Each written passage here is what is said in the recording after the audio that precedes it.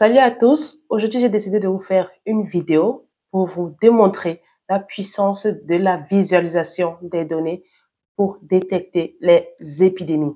Et pour ce faire, je n'ai pas d'autre choix que de partager mon écran et je vais utiliser également mes données, des articles publiés que j'ai publiés il y a de cela quelques années, pour vous montrer comment on peut utiliser les données génomiques pour inférer des épidémies ou alors la transmission d'une bactérie ou d'un micro-organisme d'une espèce à une autre ou d'un individu à l'autre.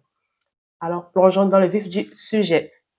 Comme je l'ai dit, j'ai pris des articles qui sont à moi. Je suis partie sur Google Scholar, j'ai tapé mon nom et j'ai cherché des articles que je sais que j'ai utilisés, dans lesquels on a utilisé de la génomique et de la phylogénomique en particulier pour détecter des épidémies ou alors la transmission des micro-organismes.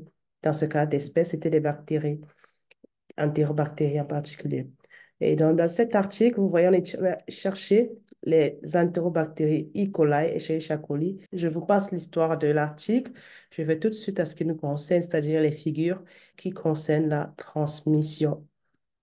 Et par exemple, lorsqu'on fait de la phylogénie ou alors de la visualisation de données génomiques, on a ce genre de représentation, on appelle des arbres phylogénétiques. Et donc, avec ces arbres phylogénétiques, on met en relation les espèces bactériennes ou alors les isolats. Et lorsqu'on étudie, vous allez voir dans l'article, vous pouvez comprendre ce qui est dit dans l'article. Mais en général, lorsqu'on voit ces figures, pour quelqu'un qui essaye d'apprendre, ça paraît toujours très sophistiqué. Et on n'arrive pas à comprendre par où commencer, ni comment faire pour interpréter.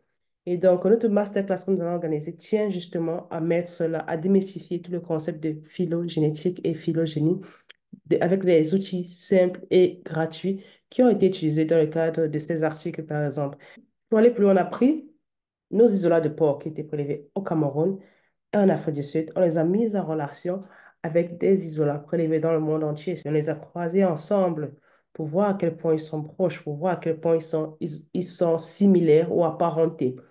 Et donc, lorsqu'on fait cela, on a la possibilité de savoir si des bactéries seront transmises d'un pays à l'autre ou d'un animal à un autre animal.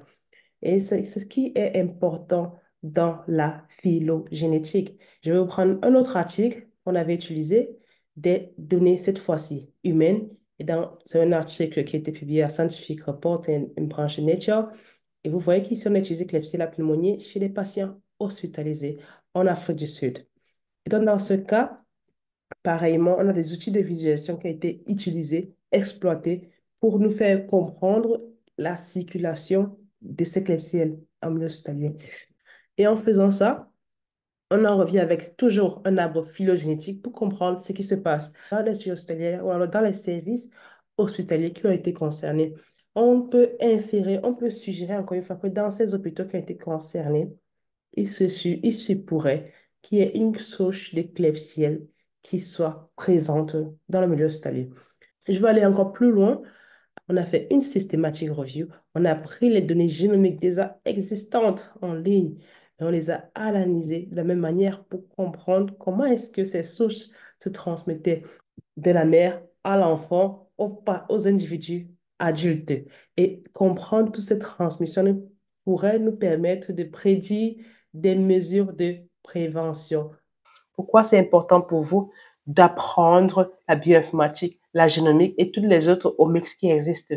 Et nous, on va vous démystifier ça en utilisant des cours et des outils purement gratuits que vous pourriez tester et directement implémenter dans votre vie courante et dans vos activités quotidiennes.